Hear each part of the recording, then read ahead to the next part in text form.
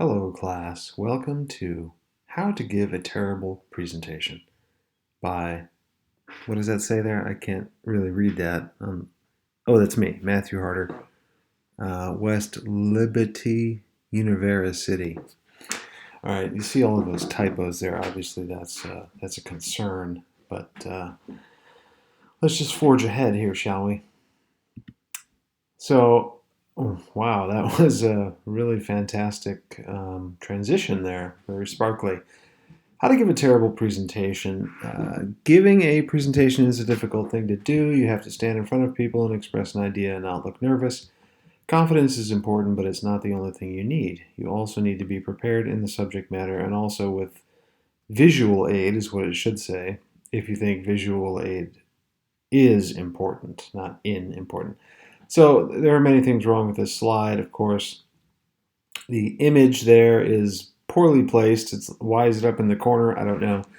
It also has the words on top of it, which makes it difficult to see the image, makes it difficult to read the words. And there are numerous typos, and there's really just altogether too much text on the screen right now. So that's just not a really good way to build a slide. Things colliding with each other, way too much text, and just in general, the color scheme too is really just horrible. All right, let's move on here. Again, the transition is a little bit excessive. If you're trying to present something that you are knowledgeable about and passionate about, you don't need the fancy transition. You just don't. All right, bullet points here. Use bullet points to show different ideas in a list format. Make sure you speed through them as quickly as possible so your viewers aren't bored and so you are sure to finish your presentation early and have some awkward time left at the end. So this is a sarcasm, like it says up there in the corner of the screen. Bullet points are okay, but they should be very short. And don't just read what your bullet points say. Make sure that your bullet points reinforce what you're saying while you're giving a presentation. And of course, speeding through them is something I see all the time. If you want people to read them, then give them time to read it.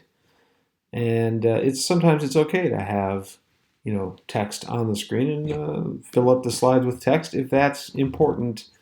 If it's absolutely necessary, you can do that, but give your audience time to read things. Slides do not equal note cards.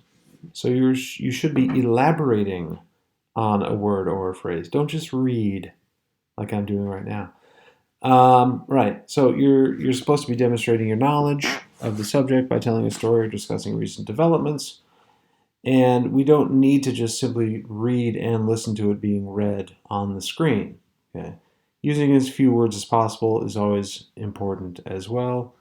You don't want to build up a slide with a ton of text, as I've said numerous times already. What's that about parentheses? Should not be on the slide, should be in your head. Okay, yeah, there you go, right. And that's another fancy transition there. So really what this should say is you should elaborate on these ideas because you want to demonstrate your knowledge and not just that you are able to read something. It kind of proves to the audience member that you're using the slide as a note card, which is not the great thing to do. People don't like to see your note cards. All right, design. Of course, always check your spelling. Please always desing. No, it's design. Slide design is very important, of course. This is, again, all sarcasm. You should not use a different color. You should have a nice color scheme that is really, it's in the background. It shouldn't be an important part of your presentation. You're not presenting to show people the eclecticism of your color palette choices. You're presenting to show them something that they want to learn about. All right, moving on to images. This is a wonderful image here. I got this off the internet, so apparently from crazyfrankenstein.com, whatever that is, I don't know. But it's a nice image, and that's just excessive. And again, this is sarcasm. Using an image as a background is not a great idea because it often really gets in the way of your text, right? You see that the white background for my second bullet point there is washing out the words and they're difficult to read. Okay. And then, of course, I have an extra bullet point there with nothing on it, which is just bad planning. So, yeah, be meticulous. Look at every slide and make sure you can read everything and that your images aren't interfering with the text or anything else that you want to have the viewers see. That wasn't a bad transition, but again, you don't need to do it. Animations are distracting, like that one, and there it is again. And they do not necessarily enhance your presenting or your presentation. So please try to stay away from gimmicks like fancy transitions and fancy animations. They're fun and they're kind of cool and they're included with the software, but they're not necessary. All right, so here are some tips. Everything prior to this was what to avoid, what not to do, but now we want to concentrate on good practices or best practices, if you will. And the first one is the KISS principle. That is, keep it simple, silly, or keep it simple, stupid. Yeah, probably not the second one, but right, keep it simple. Okay, don't have to put a lot of stuff up there. You are there to provide the details. So a simple bullet point with one word, and then you talk about what that word is. Write for your audience.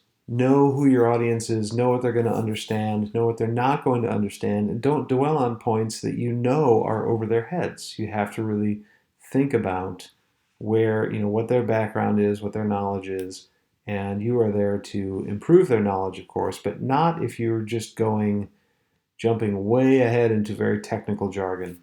Okay. You're also going to try to anticipate what people may be thinking as you go through. Try to write your presentation so that you are perhaps posing questions or posing situations that the viewers are going to be trying to solve in their heads while they're watching this. So it's always a good way to keep your people engaged. Express your passion for the subject. That's what we want to see. We don't want to see fancy transitions and animations. We want to see that you are passionate about something. And people do judge books by their cover, unfortunately, but they do. And so the design, the visual is important in this case. So if all else fails, try to choose something that is, for lack of a better term, bland. Again, you don't want the design to become the focal point of your presentation. Be positive, be excited about what you're doing, and that is what engages your audience. So if you're excited and you're positive and you are trying to educate but also to a certain extent entertain, that's an effective presentation. Rehearsal is extremely important. You could know the content backwards and forwards and still get to the presentation and, have a brain moment, or you haven't timed things out correctly, so you're finishing way early, or you're not able to finish everything. That's really, really important. And also rehearse it in the space that you're going to do it. That's also important as well, so you have a feel for the room. Good things. Pictures. They support what you're talking about. Always.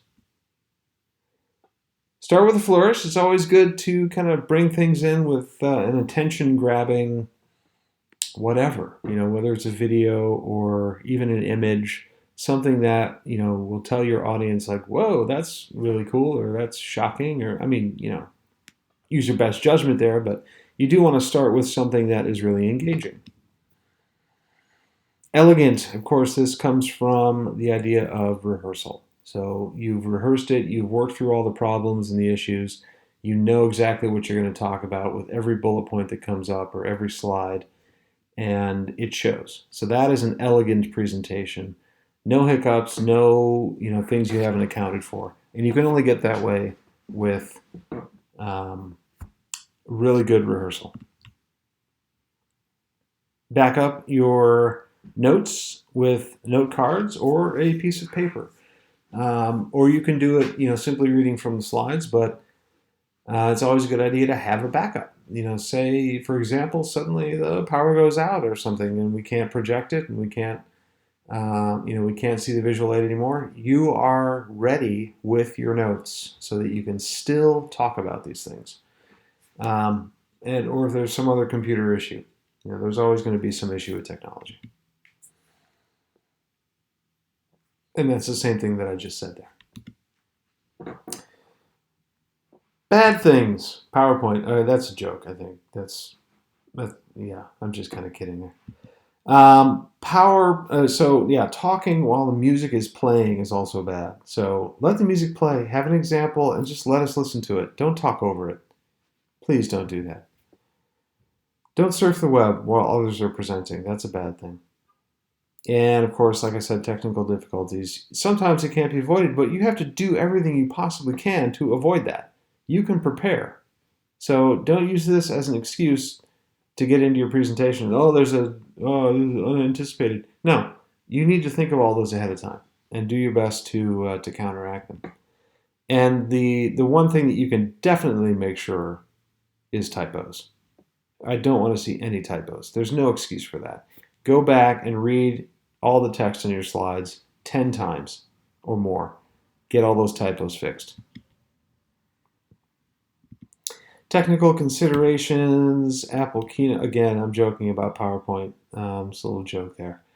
Prezi is another online presentation tool, Google Slides. VGA is a video format. Now this is a little bit outdated, I suppose. HDMI and 1/8-inch audio jacks. So these are things that you should just be aware of with the technology. But in this case, again, this is for the spring term of 2020, when I'm doing this. A lot of these things are not a problem, actually, because you won't be doing these in person. Videos, linking them to YouTube is always a good idea. Clip timings, and this is another, thing here. The text is way too small. I can't even read it. Know what part of the video you want to show ahead of time so you don't have to search for it during your presentation. There you go. Yeah, so have your videos queued up with the correct times, and you should be able to do this, or at least know what they are on YouTube so you can find them right away. Don't be hunting and pecking your way through the video timeline looking for the clip that you want. Thank you very much. This slide, look at the colors on that slide. It's shocking. And also, there are a couple typos there. So, thank you very much for listening. And there's another awesome transition for you. TED Talks. These are some of the best presentations ever given in the world. Basically, TED Talks are exactly what I'm asking you to do. Give us a TED Talk. Give us something that you're passionate about, something you know a lot about, and present it. Use visual aid, audio aid, and all of that stuff, videos, images, to enhance your presentation. And you can find a zillion examples of those on TED.com. Thank you all very much as this transition slowly becomes the end of the terrible presentation. Goodbye.